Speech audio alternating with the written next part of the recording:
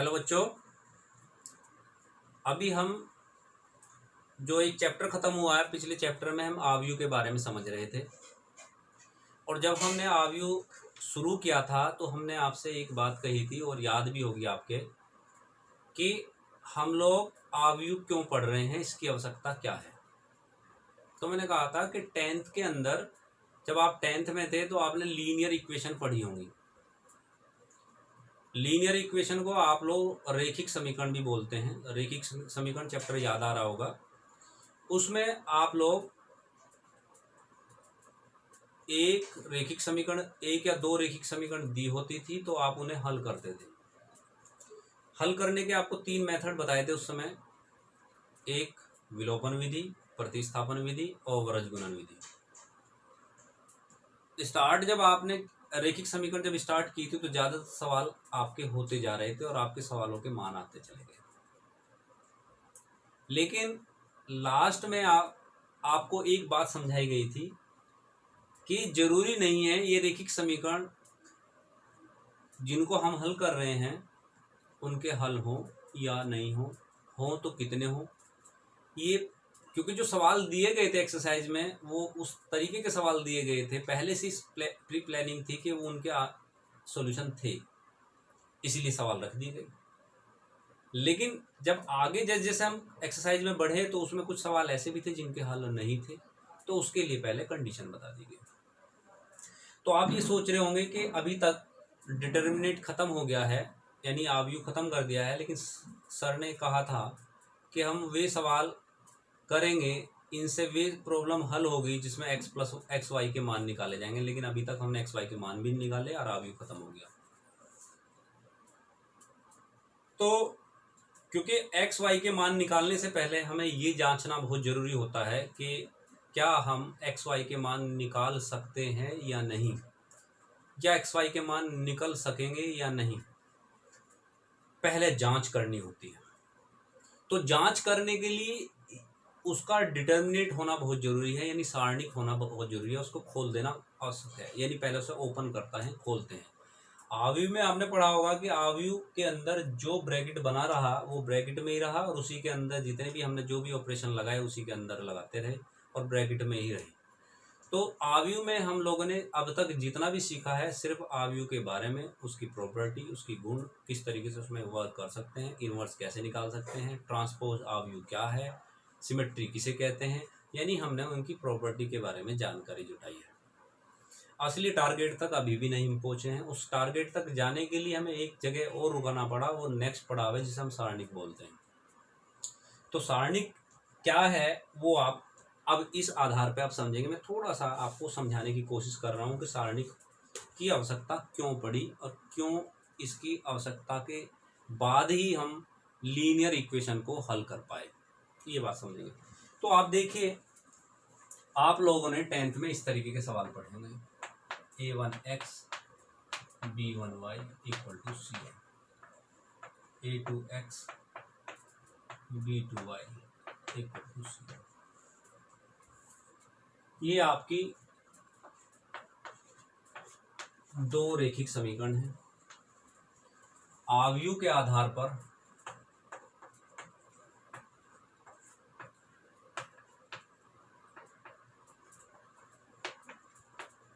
हम इन्हें ऐसे भी लिख सकते हैं, a1 a2 b1 b2 x y c1 c2, ऐसे भी लिख सकते हैं। मैंने आपको समझाया मल्टीप्लिकेशन पर आधार पर आप समझिए। जब मैं इसकी मल्टीप्लाई करूंगा तो a1x plus b1y equal to c1 पहली इक्वेशन होगी, a2x plus b2y equal to c2 दूसरी इक्वेशन होगी। यानी कि सब समीकरण को आप ऐसे पढ़ा 10th में, ऐसे आव्यूह के आधार पर लिख सकते हैं। अब समस्या क्या है, हम क्यों नहीं इसको कर पा रहे हैं, आप समझिए। मान लीजिए इस सवाल को हम हल करने लगे, हल करने का तरीका बताया जाएगा जब लास्ट में पहुंचेंगे, सारणिक के लास्ट टॉपिक पे, यानी लास्ट एक्सरसाइज में पहुंचोगे तो ये हल करने के तरीके बताए जाएंगे। हल करने के तरीके से पहले ये जांचना जरूरी होता है कि ये जो दो समीकरण दी गई है क्या इनका हल है या नहीं है? अगर हल ही नहीं है तो फिर इसका सॉल्यूशन ही क्यों करें हम? जब सॉल्यूशन कर लेंगे तब हम उसका पता लगाएं, इससे बेटर है पहले ही पता लगा लें। तो उस पता लगाने के लिए सारणिक बनाई गई, डिटर्मिनेट बनाया गया कि पहले उसे डिटर्मिनेट करके देख लो, खोल के देख लो, ओपन कर लो। तो वो डिटर्मिनेट क्या है मैं समझा रहा हूँ बेटा। देखो आपको जो बातें मैं क्लियर कर रहा हूँ समझिए। देखिए आपको 10th में ये समझाया गया होगा कि A1 upon A2 not equal to B1 upon B2। अगर ऐसी कंडीशन आ जाती है तो हम कहते हैं एक, इसे ऐसे भी लिख सकते हैं बेटा, A1 B2 minus A2 B1 not equal to 0। तो हम कह सकते हैं एक हल होगा।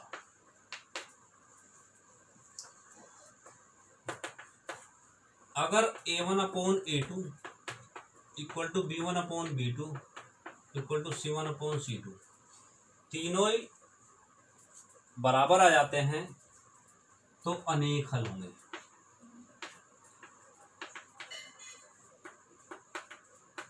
अनेक मतलब इन्फिनिटिव, बहुत सारे। ऐसी स्थिति में ये दोनों समीकरण समपाती या समांतर होती हैं। तीसरी बात, A1 upon A2 equal to B1 upon B2, ये दोनों तो इक्वल हो जाएं और ये not equal to C1 upon C2, यानी ये नॉट इक्वल टू हो, ये बराबर ना हो, तो कोई हल नहीं होगा। तो कोई हल नहीं होगा, कोई हल नहीं होगा। तो बच्चों ध्यान से देखिए कि हमारे पास पहली कंडीशन में एक हल है। जब एक हल है तो डिटर्मिनेंट खोल देना चाहिए, यानी हल कर लेना चाहिए। हल करने का तभी तो नियम सीखेंगे हम, जिससे हम एक्स वाई के मान निकाल सकते हैं। अगर अनेक हल हैं तो भी हम संभव है कि निकाल लें। ऐसी स्थिति में अगर ये आ जाए कि कोई हल नहीं है तो फिर हम इसको क्यों हल करें भाई? हमें पहले ही ये पता चल जाए कि कोई हल है ही नहीं, तो फिर क्यों हल करें? तो इसके लिए जो ये बॉक्स होता है जिसे मैट्रिक्स बोलते हैं, मैट्रिक्स ए, ये वाला पार्ट जिसे मैट्रिक्स ए बोलेंगे, इसको पहले ही हल करके देख लेते हैं। अगर इसका डिटर्मिनेंट 0 ही आ गया, 0 के इक्वल आ गया, तो हम हल नहीं करते। फिर हम कहते थे ये नॉन सिंगुलर मैट्रिक्स है, यानी अव्युत्क्रमणीय आव्यूह है। तो ऐसे आव्यूह का एक्स वाई के मान निकालना संभव नहीं है। अगर इसका हल करने, इसका डिटरमिनेंट खोल के देख लेते हैं, इसका डिटरमिनेंट खोलने के बाद वो नॉट इक्वल टू 0 आ गया, ये कंडीशन आ गई, नॉट इक्वल टू 0 आ गया, तो फिर हम इसका डिटरमिनेंट कर लेते हैं, यानी इसका हल कर लेते हैं, यानी एक्स वाई के मान निकाल लेते हैं। तो अब हम बीच में जो टॉपिक आया सारणिक, वो इसीलिए आया कि हम पहले सारी सारणिकों को जांच कर लें, इस तरीके से जांच करनी सीख जाएं कि कैसे डिटर्मिनेंट खोला जाता है, कैसे उसको खोल के मान निकाले जाते हैं, कैसे इस बॉक्स को खोल के। अब मैंने 2x2 का मैट्रिक्स दिखाया, तो 2x2 के मैट्रिक्स में आपने 10th में ऐसा पढ़ा कंडीशन, तो मैंने इसमें मल्टीप्लाई कर दी, A1 B2 और A2 B1, ये ऊपर आ गया माइनस हो गया, नॉट इक्वल टू 0 आ गया। तो हमें पता चल गया कि 2x2 की मैट्रिक्स को खोलने का तरीका है, इसकी इसमें मल्टीप्लाई कर दो, माइनस इसमें इसकी मल्टीप्लाई कर दो, तो इससे हमारा डिटर्मिनेंट खुल जाता है। लेकिन मैट्रिक्स तो 3x3 की भी तो होगी। जो 3x3 की मैट्रिक्स होगी उसे कैसे खोला जा सकता है, उसको कैसे खोलने का तरीका, ये आपको नियम सीखने पड़ेंगे। जब नियम सीखने पड़ेंगे तो इसके लिए बनाएगा डिटर्मिनेंट। तो डिटर्मिनेंट जो चैप्टर आज शुरू होने जा रहा है, उसको, उसकी प्रॉपर्टी को पहले आपको जानना होगा, तब आप इनके सॉल्यूशन को सीखेंगे। यानी लास्ट, अभी ये कहने का मतलब मंजिल अभी दूर है, अभी आपने आव्यूह खत्म किया है, मंजिल अभी दूर का मतलब है, यानी हम यहाँ तक पहुँचने के लिए अभी थोड़ा और इंतजार करना पड़ेगा। एक नए टॉपिक का आपको नया टॉपिक समझना पड़ेगा, उसके बाद ही आप इसको समझेंगे। तो कहने का मतलब है, अगर हम इसको निकालेंगे तो ये होता है, इसे बोलते हैं matrix A1 B1 A2 B2, और जब हम इसको खोलते हैं DTA, इसे डिटर्मिनेट ए, DET मतलब डिटर्मिनेट ऑफ ए। जैसे इसको खोला जाता है तो ये डिटर्मिनेट ऑफ ए जो होगा वो इस तरीके से होगा, और वो खोलने का तरीका आपका हो जाएगा, इसको पहले इस तरीके से दो पैरेलल लाइन में खोल देंगे। इसका मतलब है अब ये रेडी है, यानी जहां आपके सामने आव्यूह में ये साइन लगे हुए थे, यानी एक ब्रैकेट, बंद ब्रैकेट दिखाई दे रहा था, अब वो बंद नहीं होगा, वो ओपन हो जाएगा। ऐसी स्थिति में आपका हो जाएगा A1 B1 A2 B2, यानी ये खुलने के लिए तैयार है, यानी इसे खोल सकते हैं हम लोग, जैसे ब्रैकेट खोलते हैं। तो ये दो पैरेलल लाइन हो जाएगी और ये पैरेलल लाइन खोली जाएगी, इसमें मल्टीप्लाई करके A1 B2 minus A2 B1, जो कि आपने इसमें भी देखी है। जब इनकी मल्टीप्लिकेशन करने के बाद हम खोलने के बाद ये चेक कर लेंगे कि अगर ये 0 आ गया, 0 आने के बाद आप इस समीकरण को हल नहीं कर पाएंगे। आप कह देंगे ये मैट्रिक्स हल, इस एक्स वाई के मान यहाँ निकालना संभव नहीं है, या निकालेंगे नहीं। यानी हम उस तरीके के सवालों को या उन रैखिक समीकरणों को ही हल कर सकते हैं जिनका डिटर्मिनेट नॉट इक्वल टू 0 हो, यानी कि इनका मान कुछ ना कुछ आना चाहिए। कहने का मतलब ये है, जब नॉट इक्वल टू 0 आएगा तभी हम इसको हल करेंगे, और हल करने का तरीका लास्ट एक्सरसाइज में समझाया जाएगा। 8 नंबर का क्वेश्चन आता है, बड़े ध्यान से बच्चों इसे समझते जाएंगे। और ये टॉपिक, ये जो डिटर्मिनेट है वाइड एप्लीकेशन, ये बहुत बड़ी एप्लीकेशन है जो हमेशा इंजीनियरिंग, साइंस, इकोनॉमिक्स और सोशल साइंस में इसका बहुत यूज़ होता है, और ज़्यादातर बच्चे इनका यूज़ इन सब इंजीनियरिंग वगैरह में भी करते हैं। जब आप बीटेक वगैरह करेंगे या कोई ट्रेनिंग करेंगे तो इसका यूज़ आप करेंगे। तो इसके लिए आपको कुछ चीज़ें इसकी समझनी होगी। वो क्या है? आप लिखेंगे सारणिक के गुणधर्म, प्रॉपर्टी ऑफ डिटर्मिनेट।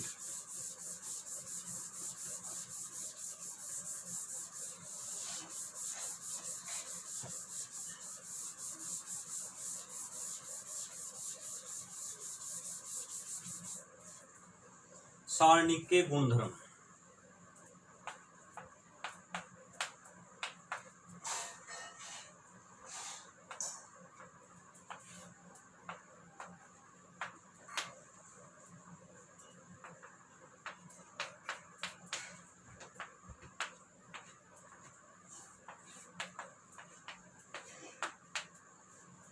सारणिक के गुणधर्म को कहते हैं प्रॉपर्टीज ऑफ डिटर्मिनेट्स या टाइप्स ऑफ डिटर्मिनेट। सारणिक के गुणधर्म देखिए, सारणिक को अभी मैंने बताया था नॉट इक्वल टू 0 आना चाहिए। कुछ डिटर्मिनेट ऐसे होंगे जिनको हम बिना खोले ही पता लगा सकते हैं, जांच कर सकते हैं कि इसे बिना खोले ही इसका मान क्या होगा। तो उनको जानकारी पहले ही प्राप्त कर लेना ही उनके गुणधर्म हैं, उनकी प्रॉपर्टी है। यानी ये गुण अगर आपको दिखते हैं तो आप स्वाभाविक है कह देंगे कि भाई इसे तो खोलने की आवश्यकता नहीं, इसमें तो ये अपना आप ही 0 हो जा रहा है, ये नॉट इक्वल टू 0 हो जा रहा है, इसमें से तो ये कॉमन आ जाएगा। कहने का मतलब है, जब हम किसी व्यक्ति को पहचानते हैं तो उसके रूप को देखकर उसके नाम का पता लगा लेते हैं। अगर उस बच्चे को देखा हुआ है तो उससे नाम पूछने की आवश्यकता नहीं होती। ऐसे ही डिटर्मिनेंट को खोलने से पहले अगर हम पहले ही जांच कर लें कि ये प्रॉपर्टी तो हमने पढ़ी है, तो 0 होगा, तो वही प्रॉपर्टी हम लोग आज डिस्कस करेंगे। नंबर 1 पॉइंट बच्चों, मैं लिखूंगा नहीं, समझाऊंगा, आपको बोलूंगा, आप समझेंगे। देखिए, पहली प्रॉपर्टी है कि किसी भी सारणिक के किसी भी रो या कॉलम के प्रत्येक अवयव अगर 0 हो तो पूरी सारणी का मान 0 होता है। तो आप ये नोट कर लेंगे। कहने का मतलब है 0 0 0 B1 B2 B3 C1 C2 C3 equal to 0। यानी किसी भी सारणिक कोई रो या कॉलम, या मैं ये भी लिख सकता हूं A1 B1 C1 A2 B2 C2 0 0 0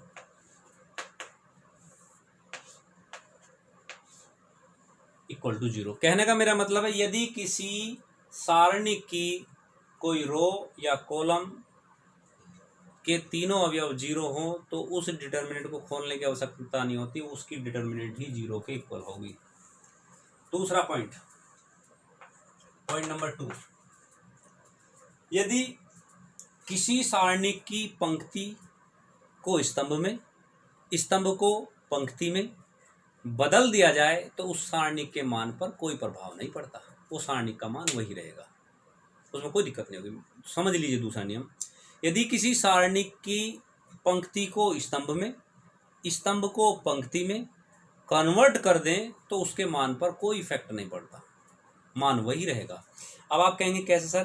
क्योंकि देखिए आपने परिवर्त आव्यूह पढ़ा होगा, ट्रांसपोज मैट्रिक्स। ट्रांसपोज में आप स्तंभ को पंक्ति में चेंज कर रहे थे या पंक्ति को स्तंभ में चेंज कर रहे, परिवर्त कर देते थे।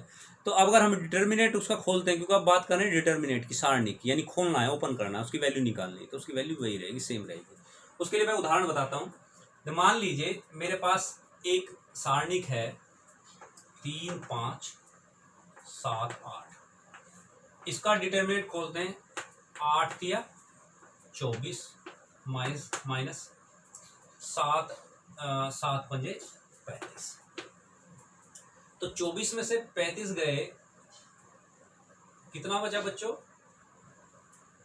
24 में से 35 जा गए, 5 में से 1 गया, माइनस के 11, यहां लिख देते हैं माइनस 11।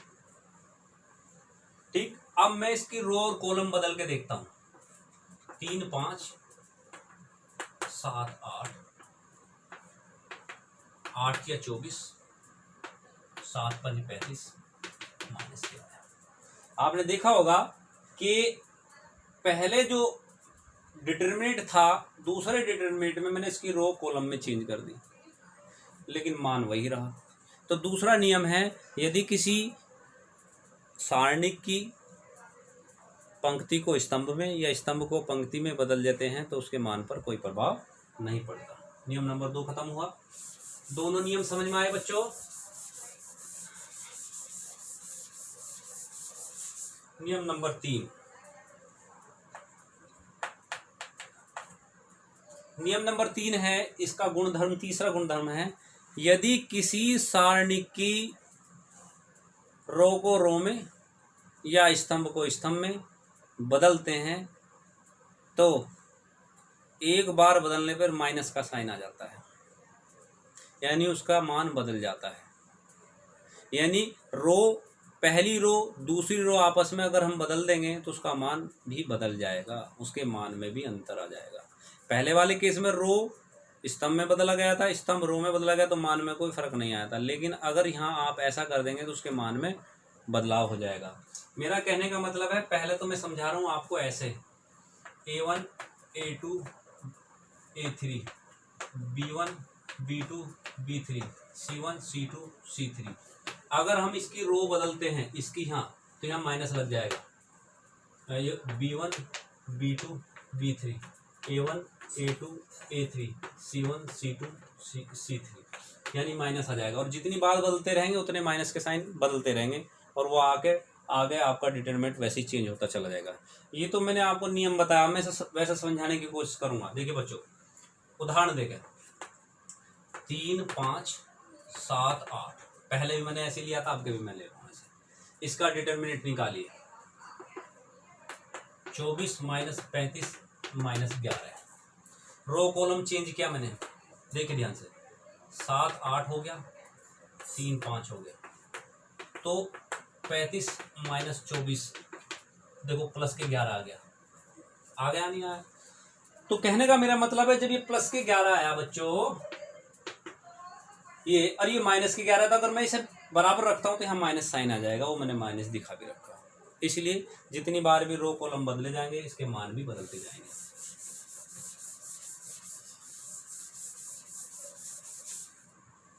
चार, तीसरा पॉइंट होगा। चौथा पॉइंट, यदि किसी सारणिक की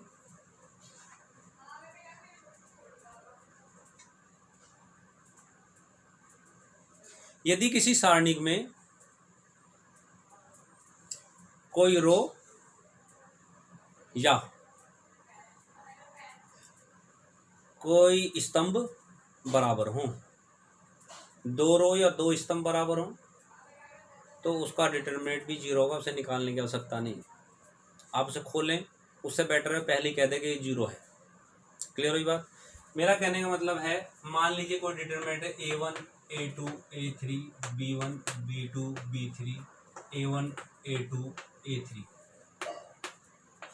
जीरो, क्योंकि पहली रो दूसरी रो के बराबर है, R1 equal to R3, R1 equal to R3।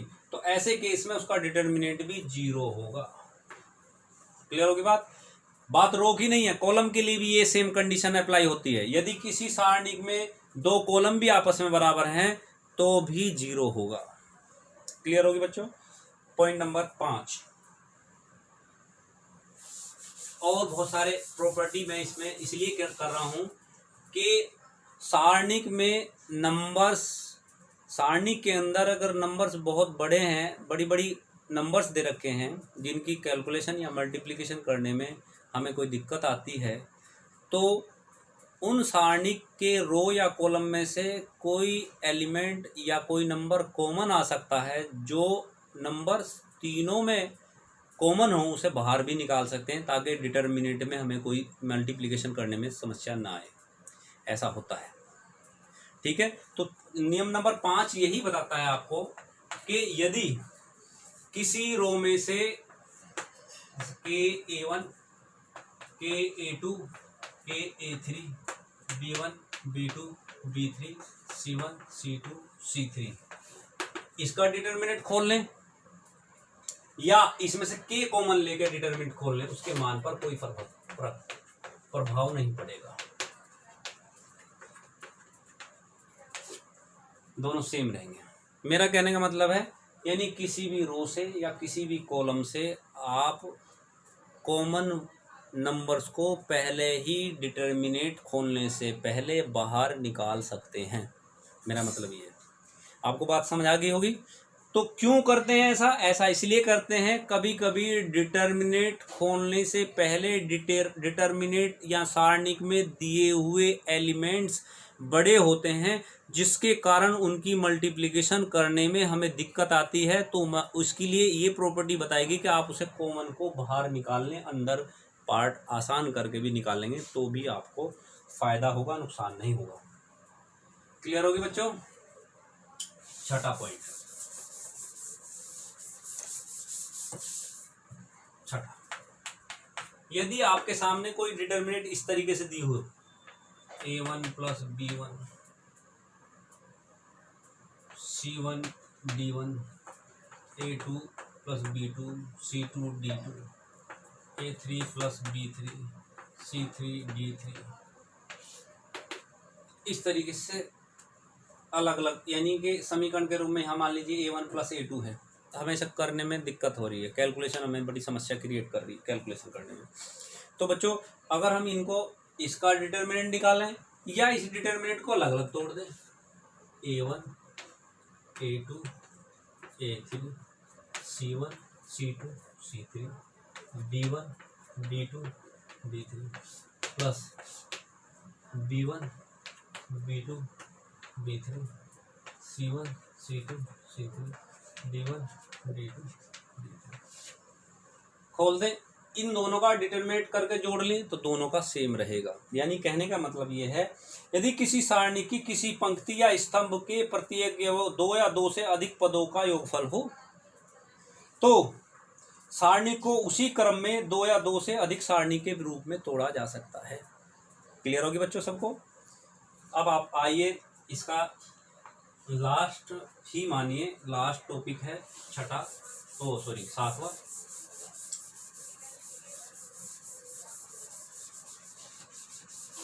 सातवां हमारा बिल्कुल बहुत ही महत्वपूर्ण बिंदु है, बहुत महत्वपूर्ण गुणधर्म है, बहुत महत्वपूर्ण प्रॉपर्टी है, जिसे हम ऑपरेशन भी बोलते हैं।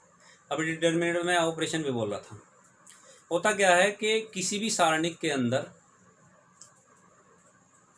अंदर अगर हम एक एलिमेंट्स किसी भी रो से लेस कर दें, ये घटा दें या जोड़ दें, तो उसके सारणी के मान पर कोई प्रभाव नहीं पड़ता। वो सारे में से हम लोग घटाते हैं पूरी रो में से, तो उसके मान पर कोई प्रभाव नहीं पड़ेगा। अगर हमें पहली रो में से दूसरी रो को घटा दिया जाए या पहले कॉलम में से दूसरे कॉलम को घटा दिया जाए तो उसके डिटर्मिनेंट पर कोई प्रभाव नहीं पड़ता है, उसका डिटर्मिनेंट वही आता है। घटाना जोड़ना जो भी हम कर सकते हैं वो इसमें कर सकते हैं।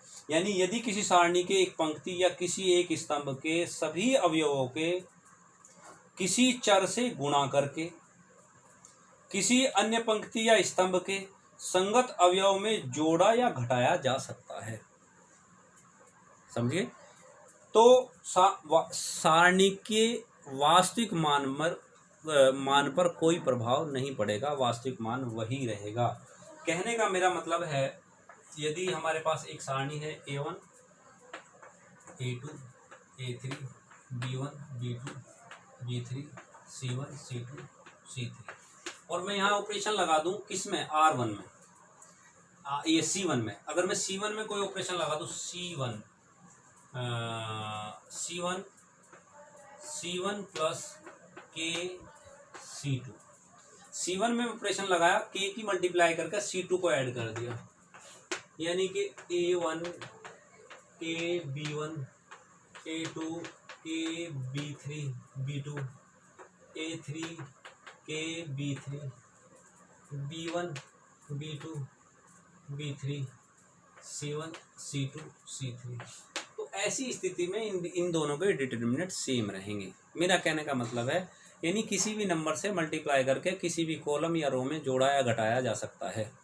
क्यों करते हैं ऐसा? बहुत सारी चीज़ें ऐसी होंगी कि हम डिटर्मिनेंट खोलेंगे नहीं, डिटर्मिनेंट खोलने से पहले ऑपरेशन करेंगे और ऑपरेशन में हम ज़्यादातर कोशिश ये करेंगे कि हम उसे आसान से आसान डिटर्मिनेंट के रूप में बदल दें। और ये भी हम कोशिश करते हैं कि हम बिना डिटर्मिनेंट खोले ही उसका मान का पता लगा दें।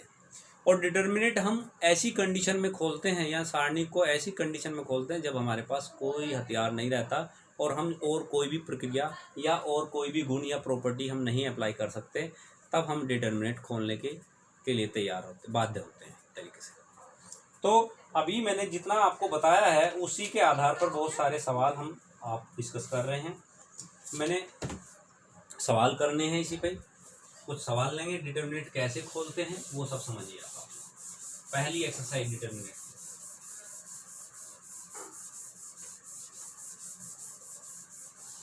इसमें देखिए सारणी में कुछ प्रॉपर्टी और बची हुई हैं जो मैं लास्ट एक्सरसाइज जो रहेगी उससे पहले मैं आपको समझाऊंगा। जैसे अभी पहली एक्सरसाइज की जितने गुणधर्म थे मैंने आपको क्लियर करा दिए। ऐसा नहीं कि अभी गुणधर्म खत्म हुए हैं, अभी और भी हैं, वो आप अगली वीडियो में आप मेरे से समझेंगे। उन्हें मैं सेकंड जब मेरी वीडियो आएगी सारणी को मैं कोशिश करूँगा उसमें ख़त्म करने की।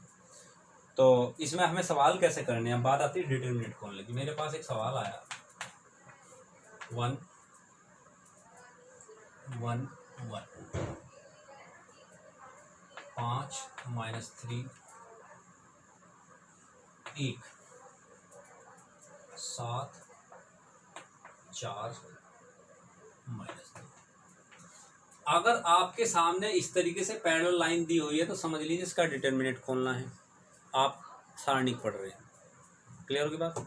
तो मुझे इसका डिटर्मिनेंट निकालना, मान लीजिए ए कोई सारणिक है, इसको आप DET A लिख सकते हैं या डेल्टा A लिख सकते हैं। खोलने का तरीका क्या है भैया, देखिए हमारे पास 3 रो हैं R1 R2 R3, 3 ही कॉलम है C1 C2 C3 C1 C2 C3।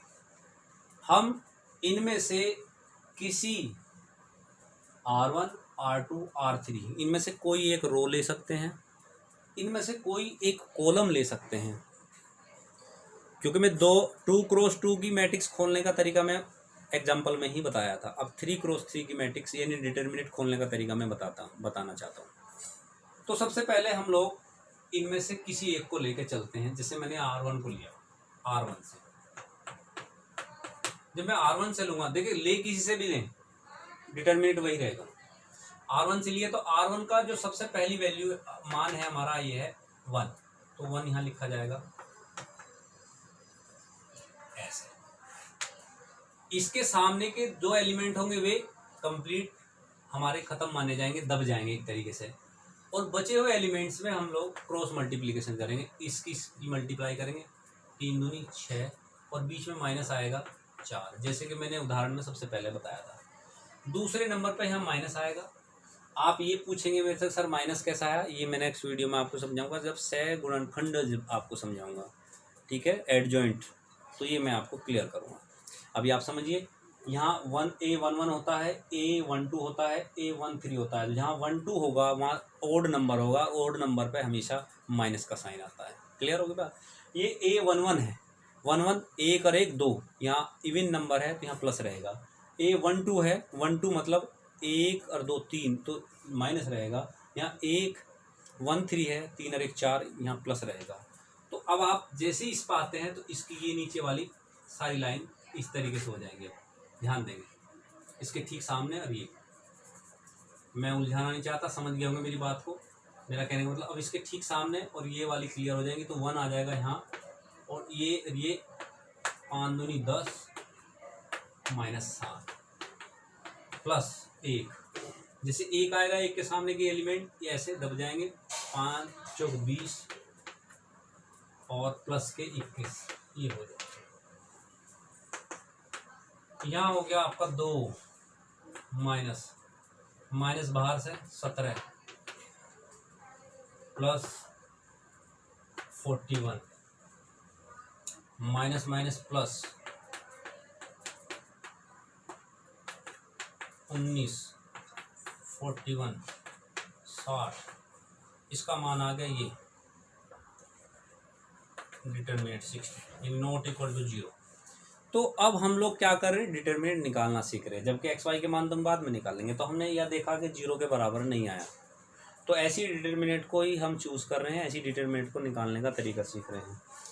तो बच्चों, इसी तरीके की एक्सरसाइज आपकी पहली एक्सरसाइज है जिसमें डिटरमिनेंट ही आपको निकालने हैं। सभी में आपको डिटरमिनेंट ही निकालने हैं और डिटरमिनेंट निकालने के तरीके आपको बताने हैं। तो बहुत सारे सवाल आपके आएंगे जिसमें हमें डिटरमिनेंट ना निकालने की आवश्यकता हो, ना निकाले जाएं और सवाल हल करने पड़ जाएं। तो उसमें लिखा होता है बिना प्रसार किए, प्रसार भी नहीं करना। अभी तक तो मैंने प्रसार किया, ये ऐसे खोलने को प्रसार कहते हैं। और आपके सामने ऐसे सवाल आ सकते हैं जिसमें प्रसार नहीं किया जाएगा और आपको डिटरमिनेंट भी निकालना पड़ेगा। तो बिना प्रसार किए आप निकालेंगे, बिना प्रसार किए किस तरीके से सवालों को हल करते हैं। एक सवाल है a + b b + c c + a c a b 1 1 1। ये कह रहा है इस सवाल में बच्चों कि आपके सामने कहा कि बिना प्रसार किए सारणी का मान ज्ञात कीजिए। देखो बच्चों, बिना प्रसार किए सारणी का मान निकालने का तरीका हमारे पास सिर्फ एक ही होता है। जहाँ इस तरीके के सवाल पूछे जाएं आपसे कि बिना प्रसार किए, तो ऐसी सारणी ज़्यादा से ज़्यादा सबके मान 0 हो जाते हैं, क्योंकि बिना प्रसार किए हम लोग एक ही बात जानते हैं, या तो उसके 2 कॉलम या 2 रो बराबर आ जाए कहीं किसी तरीके से, ताकि हम डिटरमिनेंट 0 शो कर दें, या 2 कोई रो या कोई स्तंभ सारे 0 हो जाएं, जिसे हम डिटरमिनेंट क्या शो कर दें, 0 शो कर दें, यानी ऐसी डिटरमिनेंट के मान हमेशा 0 आते हैं। तो हम पहले ही ये बात सोच लेंगे कि जब ऐसा सवाल आपसे पूछा जाएगा कि बिना प्रसार किए आप इसका मान निकालिए, तो समझ लीजिए उसका मान 0 ही आना है। अब कैसे, उसके लिए हम तैयारी कर लेते हैं।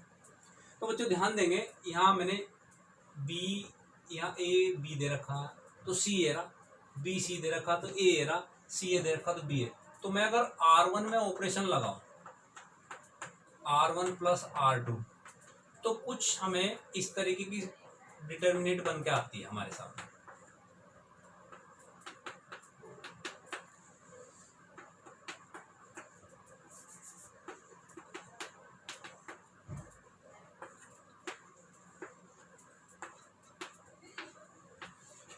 अब आप देखिए, इस डिटरमिनेंट में अगर मैं पहली रो में से A B + C कॉमन ले लूं, ये मैंने गुण बता रखा है आपको, के आप कॉमन ले सकते हैं किसी भी रो या कॉलम से। मैंने प्रॉपर्टी बताई इसीलिए पहले बताई ताकि आपको अब मुझे दिक्कत ना हो। मैं सवाल कर रहा हूँ तो आप मेरे से कोई क्वेश्चन ना पूछे कि सर ये क्या हो गया, तो इसलिए मैंने प्रॉपर्टी को आपको पहले क्लियर कर दिया था। जो प्रॉपर्टीज़ हैं वो सब आपको मैं क्लियर कर चुका हूँ। 1 C A B 1 1 1। तो आप चेक कर रहे होंगे कि इसके अंदर, इस डिटर्मिनेंट के अंदर 2 R1 R3 बराबर हैं, 2 रो बराबर हैं, तो ऐसी स्थिति में ये 0 हो जाएगा। R1 = R3, तो A + B + C × 0 यानी डिटर्मिनेंट 0 हो जाएगा। यानी कहने का मेरा मतलब है बिना खोले या ना बिना प्रसार किए आप डिटर्मिनेंट का मान निकाल सकते हैं। ये बोलते हैं, इसे बोलते हैं ऑपरेशन करना, ऑपरेट करना, यानी सारणी के अंदर ही जोड़ना घटाना। ये हमें बड़ा ध्यान देने वाले सवाल रहेंगे। हमें बड़ा सवाल को लिखते समय इन चीज़ों का पहले ही फोकस कर लेना कि हम इसमें क्या कर सकते हैं, वो सब करेंगे। ऐसे सवाल आपके सामने रहेंगे और आपको भैया करने भी पड़ेंगे, रहेंगे नहीं करने भी पड़ेंगे। तो और भी सवाल हैं जो आप चाहें तो हम बताएंगे, आप समझिए ध्यान से। एक सवाल और करते हैं बिना प्रसार वाला, फिर मैं और बड़े क्वेश्चनों पे आऊँगा ऑपरेशन वाले, उसके बाद मैं आगे बढ़ूँगा। धीरे धीरे मैं सवाल आपको बताता चला जाऊँगा।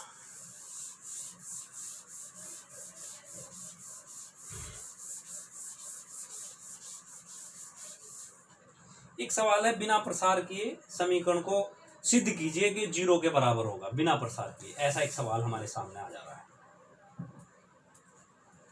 तो देखो बच्चों, ये है B² C²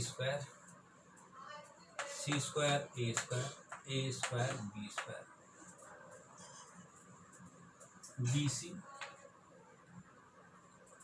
CA AB, B + C C + A और A + B बराबर 0। हमसे कहा गया है इसे 0 के बराबर सिद्ध कीजिए। तो बच्चों हमें इसे 0 के बराबर सिद्ध करना भी है, ऐसा नहीं कि नहीं करना है और करना भी पड़ेगा। तो आप ये ध्यान दीजिए, अब आप हम कैसे इसे 0 के बराबर सिद्ध करें। हमारे पास 2 तरीके हैं। एक तो बेटा इसको मैं ब्रेक भी कर सकता हूँ BCA करके, तो फिर मैं इसमें से B कॉमन लूँगा। तो मेरे साथ समस्या है कि यहाँ C नहीं है इसके साथ मल्टीप्लाई, नहीं तो BC में कॉमन ले लेता। तो मुझे थोड़ा सा ये विचार करना कि मैं इसमें क्या नया करूं कि ये मेरा सब क्लियर हो जाए। तो मैंने स्टार्टिंग में मैंने ऐसे किया, लेफ्ट हैंड साइड लेके मैंने ABC / ABC दोनों तरफ मल्टीप्लाई कर ली, एक ही बात है, और अंदर रखा B² C² A² B² BC CA AB B + C C + A + B। तो आप देख रहे होंगे बच्चों, इसमें आपने एक बहुत ध्यान से देखा होगा कि मैंने इन दोनों को अगर मल्टीप्लाई किया तो इसके मल्टीप्लाई करने से इतने से मैंने डिवाइड कर दिया, इतने से मल्टीप्लाई कर दिया, मेरे डिटर्मिनेंट पर कोई फ़र्क नहीं पड़ता। ऐसा मैंने क्यों किया कि इसमें सब में एक एक चीज़ छुटी हुई थी। इसमें A है, इसमें ABC नहीं है, तो मैं इसमें से एक A इसको दे दूंगा, B इसको दे दूंगा, C इसको दे दूंगा। अभी इसे रोके रखूँगा, इसकी आवश्यकता पड़ सकती है, बाद में इसकी आवश्यकता रहेगी तो हम देखेंगे इसके बारे में। ठीक है बच्चों, तो मैंने क्या किया, इसमें से एक इनको बांट दिया। पहली रो को मैंने A दिया, ये वाला ABC मेरा बचा रहा। जब मैंने पहली रो को दिया तो AB² C² ABC AB CA BC² A² ABC BC + AB C CA² B²। अरे कहाँ चला गया भैया, A² B² ABC AC + BC। तो ये आपका आ जाता है। आपने देख लिया होगा बहुत ध्यान से, इस तरीके की कंडीशन आपकी कंप्लीट हो जाती है। ऐसा करने में हमें कोई दिक्कत नहीं। अब आप देखिए इसमें इन तीनों में ABC कॉमन है, फिर से बाहर निकाल लीजिए। पहले मैंने मल्टीप्लाई किया, अब मैं जब बाहर निकाल रहा हूँ तो इससे क्या होगा, हमारी एक रो, ये एक स्तंभ हमारा 1 1 हो जाएगा, इक्वल हो जाएगा। 1 1 तो अभी भी है, लेकिन मैंने फिर ए बी सी को बाहर निकाल दिया, ये हो गया ए बी सी, और अंदर बचा A B square C square, A, अरे कहाँ चला गया, B C square A square, C A square B square, 1 1 1 A B C A, यानी ये वाला पार्ट यहाँ बच जाता है, ये वाला। क्लियर होगी बात सबको? अब आप ध्यान से देखिए, इसमें से मैं ए बी सी एक और कॉमन ले सकता हूँ, इसमें से ध्यान से देखो, ले सकता हूँ। तो मैंने देखो बच्चों, इसे तो मैंने यहाँ से रफ कर दिया, इसकी मुझे आवश्यकता भी नहीं है, ये मैं कर चुका हूँ। मैंने पहली वाले कॉलम से ए बी सी कॉमन ले लिया, तो हमारा हो गया A B C, A B C, A B C, A B C, ये पहले से था ही, एक और हो गया, तो ए बी सी कॉमन लिया तो फिर यहाँ बी सी बना, बी सी सी ए, और ए बी, 1 1 1, ये हमारे पास था ए बी प्लस सी ए, यहाँ पास था हमारे पास B C plus A B, यहाँ था हमारे पास सी ए प्लस बी सी। ठीक है बच्चों, अब आप देखिए पहला और तीसरा जो कॉलम है, इनमें ए बी सी ए है, बी सी ए इंतजार कर रहा है इसका, अगर मैं इसे ऐड कर दूँ तो तीनों एक जैसे हो जाएंगे, क्योंकि 2 है तीसरा नहीं, 2 है तीसरा नहीं, 2 है तीसरा नहीं, या तीसरा यहाँ है, तो अगर मैं ऐड कर देता हूँ तो नई एक कंडीशन बन के आएगी हमारे।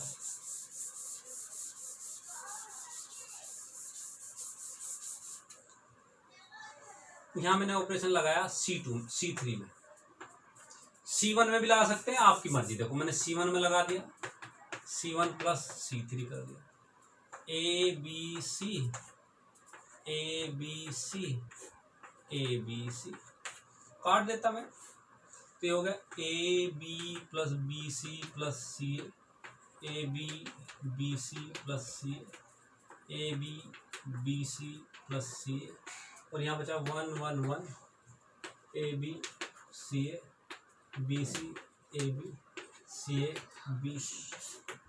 इसे कॉमन ले दूँ, ये इससे कैंसिल हो गया, बहुत देर से मैं इसे झेल रहा हूँ, अब मैंने हटा दिया, ये कॉमन ले लिया, ये हो गया A B C, A B C, oh sorry, A B B C C A, 1 1 1 1 1 1 A B C A B C A B C A plus B C.